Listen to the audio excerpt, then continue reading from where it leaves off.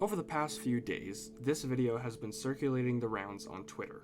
It's this clip of this Disney character Piglet running around in this unsettling, empty environment that looks straight out of something like Silent Hill or Resident Evil. Apparently, this is from a PlayStation 2 game titled Piglet's Big Game, and with a name like that and this footage accompanying it, I refuse to believe this game was real. But scrolling through the comments and even seeing Right tweet about it, I learned that it's real, and I've got to see it for myself. So today we're checking out Piglet's Big Game for the PS2. If you want to shuffle this into internet mysteries, I guess we can, since this is not really a review, but more of a look into what exactly this game is, but let's just consider it an honorary episode.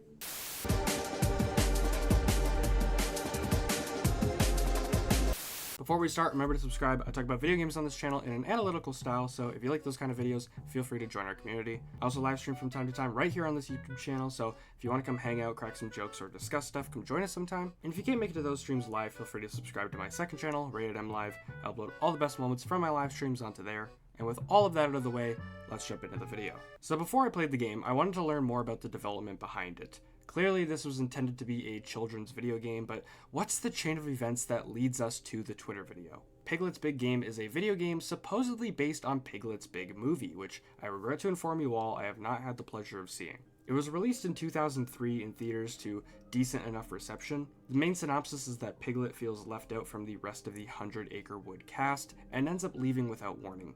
The iconic crew takes a look through his scrapbook while he's away to learn how much they all mean to him, and they recognize all the things he's done for them and appreciate him upon his return. Piglet's Big Game deviates a bit from the plot. He still leaves the 100 Acre Wood, but this time it's due to never feeling like a hero. However, he discovers a magic telescope that lets him aid his friends within their dreams, hoping that this is the way to be a hero.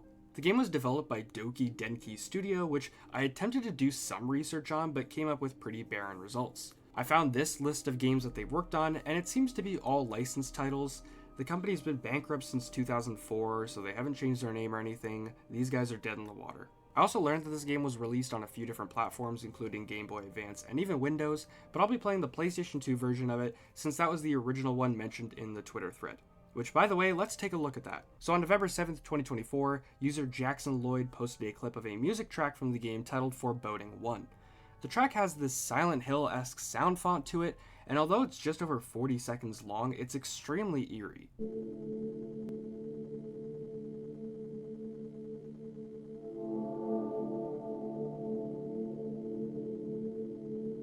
Attached to this thread is the track Foreboding 4, which I'll play now.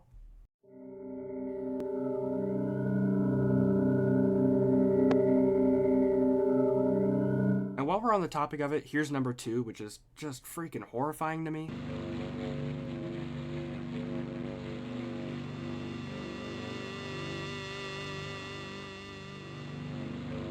And to round out the quadrilogy, here's number 3.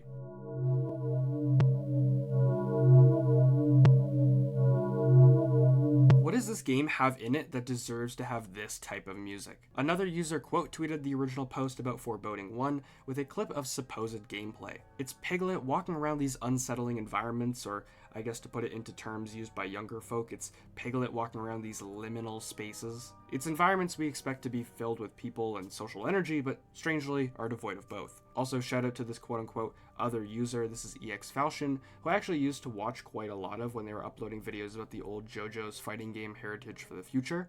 Small world, I guess, that I'm talking about them now. I thought that this was some sort of mod for an entirely different game or something, but looking through the comments, it's all real. Plenty of people, including my good friend Wright, have played this exact game and couldn't stomach its unintentionally disturbing nature. This is going to sound a little ignorant, but Doki Denki is a French studio, so maybe in France this isn't as scary to children as it ended up being when the game launched in the West. But enough chatter. I want to see if this game is some cursed video game meant to deceive young minds for the benefit of a team of weirdos who get their kicks out of scaring kids. So I played it. I played Piglet's Big Game for myself, and while I wanted to get to the part seen in the Twitter clip, once I actually played the game for myself, I learned that I'd have to spend like a good 3 to 4 hours into the game to get to that point, and I'm sorry, but it's just not something I'm interested in. However, playing the first hour and a half of this game did provide me with the answer of, no, the whole game is not this weird, obscure horror game. It just happens to be the one section, and that section is Owl's Dream, according to this Gamer article. Hi, this is actually Editing Phase RatedEm. The article is actually wrong. The article states that the game went viral due to Owl's Dream, when the gameplay shown in the EX Falchion tweet is from Eeyore's part of the game. Although the 4 Foreboding tracks do appear in Owl's section of the game, it's just that the viral gameplay clip from EX Falchion is not from Owl's section. It's from Eeyore's section. It's actually a pretty well-made game for a movie tie-in, but I think a lot of movie tie-in games during this era actually weren't terrible. I mean, the Shrek game for the original Xbox was actually hailed for its lighting technology, and was even considered a flagship title for the console. But going back to that The Gamer article, it says, quote, "As everyone has been discovering over the past few days, it's weirdly similar to survival horror games like Silent Hill and Resident Evil, but no, it's not. It just happens to have this weird section that ends up going a little too far." But overall, the game is pretty normal. It's an adventure game. It's not like this crazy, scary, hidden, lost media thing. I know it sounds really stupid that I'm defending this Disney game, but it's more just a comment on not to take things you see online at face value, because sometimes they can be blown way out of proportion. So the big question of, is this some cursed, disguised horror game, can be answered with no. But the question of why does this part of the game exist in the way it does was still at large. I wanted to check out the composer or composers, and the Wikipedia page returned me with 2 names, Guillaume Sorel and Felipe Codeco. Both are credited on 5 of Doki Denki's games, 2 of them being different ports of Piglet's big game. They did not go on to work on any other games, strangely enough. I checked out the developers to see if any prolific horror devs snuck their way onto the team, but for most of them, Doki Denki was their first big gig. Although some of these people did go on to work on games for bigger studios. Marc Albanese ended up working as a game director for Assassin's Creed Unity, Francois Delnord works within Bethesda, and Pierre Bricconi was a lead special effects artist on Ubisoft's The Crew games. The rest of the devs seemingly have no information on them. Also, I want to mention that I'm pulling all of this from Moby Games, which is a database for the games industry, and funnily enough, Codeco and Sorel are the 4th and 5th most researched people on the site for this week.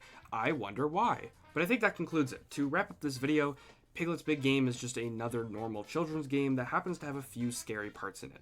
It's not some cursed game, it's all blown out of proportion. Again, I'm not trying to be a Debbie Downer and ruin the whole bit. I think it's really funny that this kid's game has these out-of-place environments and this horrific soundtrack.